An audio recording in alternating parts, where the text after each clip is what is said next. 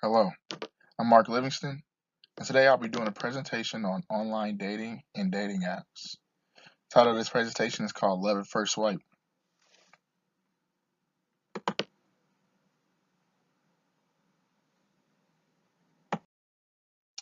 Here's a quick overview of what I have to present as far as online dating and dating apps in today's world. We're going to talk about how dating apps have changed how we socialize/date in today's world, especially post COVID-19 pandemic. I'll also be going over the types of dating apps. We're going to go over, are dating apps good or actually bad for relationships? So are they working or are they working inversely for relationships and dating? I'm also going to go over some statistics as far as dating apps and how they've grown over time. And lastly, I'm going to do a conclusion to wrap things all together. So how have dating apps changed how we interact? Studies have shown that dating apps has approximately 30% of Americans are on dating apps, and thus the way we interact and date and how we get to know people have changed a lot. No longer are the days of going to the bars or meeting people at college. When you have online dating, it gives you a wider pool and more opportunity to meet and interact with people. Over time, dating apps have caused more marriage, increasing almost by quadruple since its erection in 2013. With the pandemic and COVID-19, dating apps have allowed us as a people in the world to interact, socialize, get to meet people without putting ourselves in harm's way of getting sick or causing someone else to get sick. Thus, from 2020 to 2021, the jump in dating apps users and usage has increased substantially. Now I'm going to be going over the types of online dating and dating apps. There's a dating app for pretty much any type of niche. There's things like Our Time, which is for older or elderly people who want to meet people who are also in their age group. There's a basic app like Tinder, which allows for the swipe right, swipe left kind of niche. There's Grindr, for example, which has a niche in as far as gay and bisexual, lesbian members who are looking for people of that same sexual orientation. And then there's Bumble, which changed the way that we interact, allowing the women to take the charge as far as getting to interaction and things of that nature. There's also plenty of other online dating apps such as Black People Meet.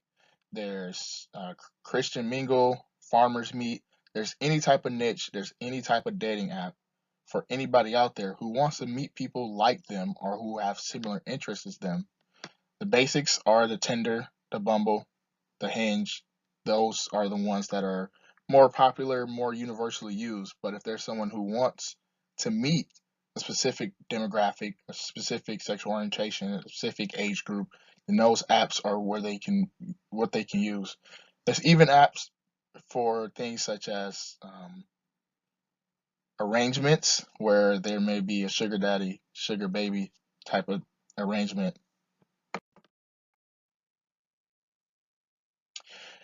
The types of user of online dating and dating apps continue. The users have grown steadily since 2013 when Tinder was first started to now. There's over 350 million users worldwide as far as dating apps, and it's only growing as more and more people are getting familiar with it, and that age group of people entering the dating world has grown as well. Listed here are some other types of apps. So Tinder, Bumble, Badoo, which is more specific outside of the US. And as I mentioned before, Grindr, Christian Mingle, Black People Meet, allowing for a specific type of match. Are dating apps good or bad for relationships? After reading a few studies, it's totally up to the personal discretion. Pew Research Center from 2013 to 2019 studied that the growth from long-term relationships quadrupled from 3 to 12% with dating app usage. So it's showing that people are starting to view these apps as more than just hookup apps and actually using them for relationships, long-term relationships, potentially marriage. And even if it's not a long-term relationship, at least going out on dates. People are still getting opportunity to interact, meet people, go out on dates. That way they're not stuck in the house, especially post or during COVID-19. That number increases significantly for LGBT members due to the fact that there's more niche related apps, as well as they feel more secure in allowing themselves to express the fact that they are LGBT, especially the transsexual demographic. It's easy for them to put that out there in their bio, in their information graphic, and let the users know right away so that they don't feel like they've been deceived or led astray. When in an interview in the Washington Post, a study proved that people who met online progressed to marriage faster than people who met offline, and saying that they got a chance to move faster, get married, or be in a longer relationship than people who may have not met online.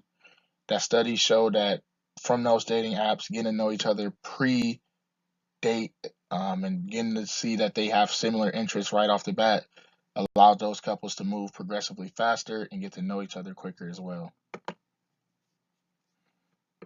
Are dating apps good or bad? Continue. So on the flip side, the swipe left side, there are some hiccups as far as dating apps. Over 60% of female users said that they've been have negative interactions from things such as explicit pictures, harassment, or stalker-like activity. With those type of numbers, it really goes to show that though there's more opportunity to meet people, match with people, interact with people, there's still some interactions that have people lead astray and feel turned off from dating apps, dating online.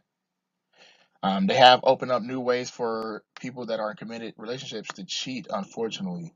With dating apps and the swipe right, swipe left, that allows for people who are in relationships to get the chance to meet people secretly and thus cheat, which inadvertently affects relationships, causing more relationships to break up, infidelity, things of that nature. More people rely on these apps and have little to no social interaction beyond them for dating. Because of the uses of these apps, multiple apps, all of these things, it's become more common that people don't know how to interact while in public, or they prefer not to interact in public because behind the screen is either more comfortable or they feel as though it's safer.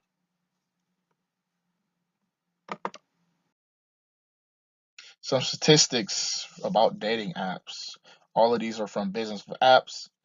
Global dating apps revenue for 2020 is close to $3.10 billion as far as the dating apps go. There are a lot of freemium, so they start off as free, but if you want to upgrade, go to the premium, then you simply pay a fee, either monthly, weekly, or a yearly annual membership fee that allows you for more match opportunities to expand your search, things of that nature. App users total 270 million users. That number is only growing as we are still transitioning from post COVID-19, and thus how we interact, how we date is changing. The largest of the apps in the original was Tinder with a market valuation of 10 billion and 7.8 million users, active users.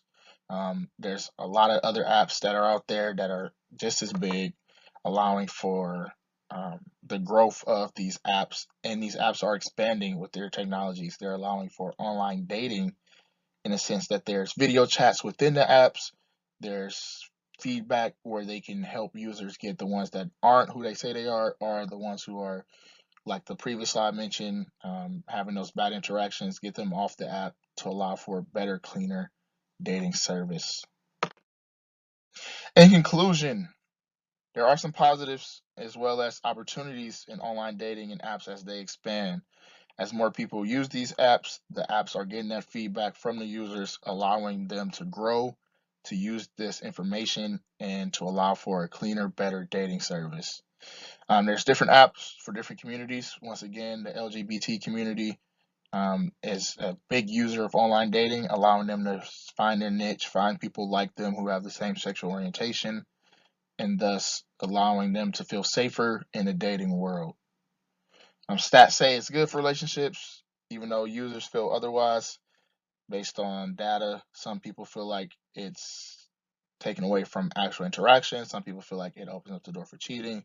But statistics say that it's allowed for people to get married, be in long-term relationships, and it's more common than ever before. Over 30% of people in America have used these apps, and it's only growing. So these opportunities are getting there.